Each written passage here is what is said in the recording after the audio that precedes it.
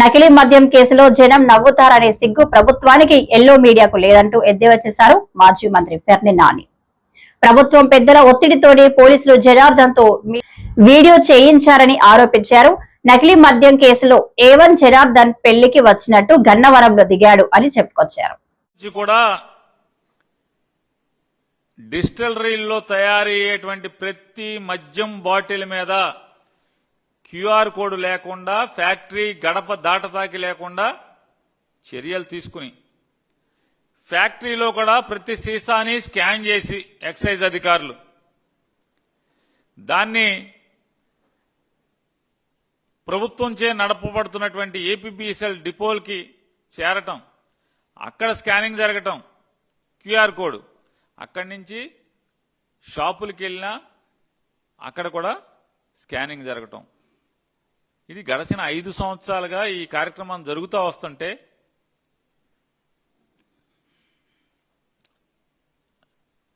మరి మీరే కనిపెట్టినట్టు ఇవాళ ఏంటి?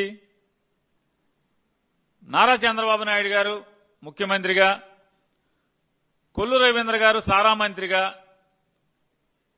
మీరు బాధ్యతలు తీసుకోగానే ఈ క్యూఆర్ కోడ్ బ్రాందీ సీసాల మీద క్యూఆర్ కోడ్ ముద్రించడం లేకపోతే అది అతికించడం ఎందుకు రద్దు చేశారు? ఎందుకు రద్దు చేశారు? ఇవాళ మళ్ళీ దాన్ని ఏదో కొత్తగా మీరు కనిపెట్టినట్టు మళ్ళీ ఎందుకని ఈ డ్రామాలు ఆడుతున్నారు? ప్రతి సీసా మీద కొత్తగా మీరే కనిపెట్టినట్టు. జగన్మోహన్ రెడ్డి గారు ఉండగా 5 ఏళ్లు క్యూఆర్ కోడ్తో మాత్రమే మద్యం సీసాల అమ్మకం సాగితే ఇవాళ మీరు దాన్ని ఎందుకు రద్దు చేసి ఈ సంవత్సరం 6 మాసాల తర్వాత దాన్ని మళ్ళీ ఎందుకు ప్రవేశపెడుతున్నారు? ఎందుకంటే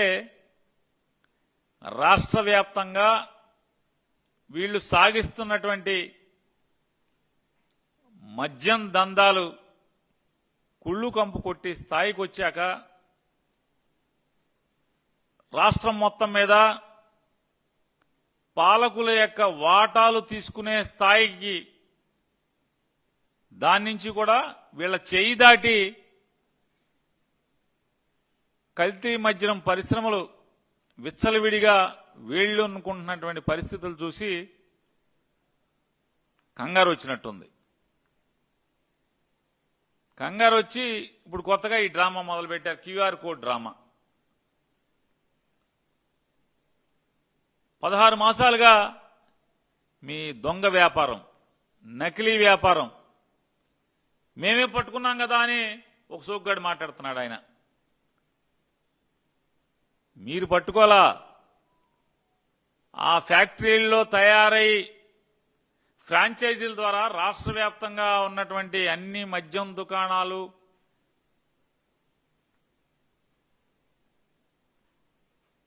ఏదైతే ఆ షాపుకి ఆనుకునే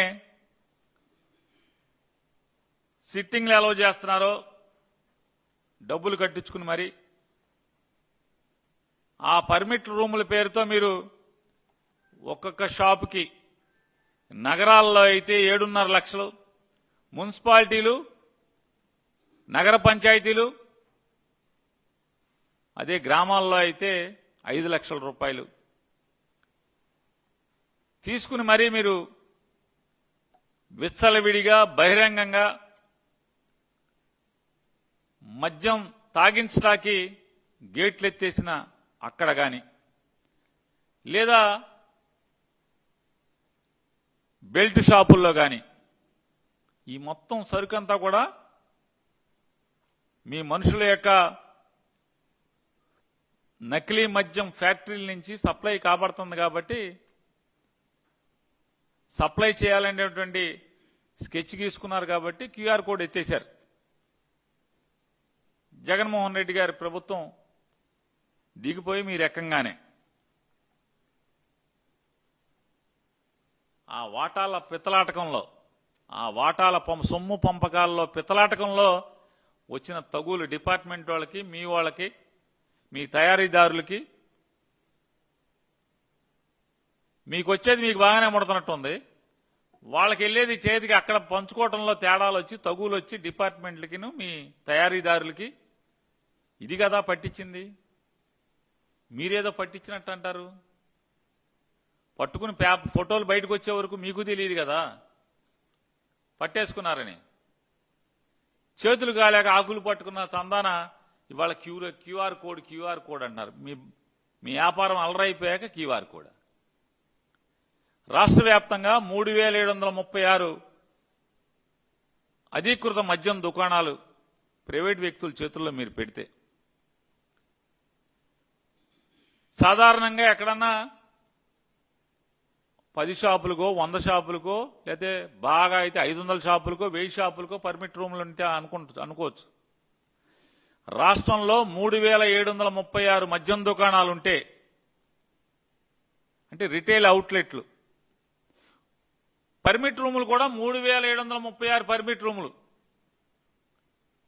అంటే ఒక్క బ్రాందీ షాప్ కూడా పర్మిట్ రూమ్ లేకుండా లేదు ఈ రాష్ట్రంలో. దాన్ని బట్టి 16 మాసాలుగా ఎంత మీరు దోచుకు తిన్నారు, ఎంతగా ఈ రాష్ట్ర ప్రజల యొక్క ఆరోగ్యాన్ని సర్వనాశనం చేశారు.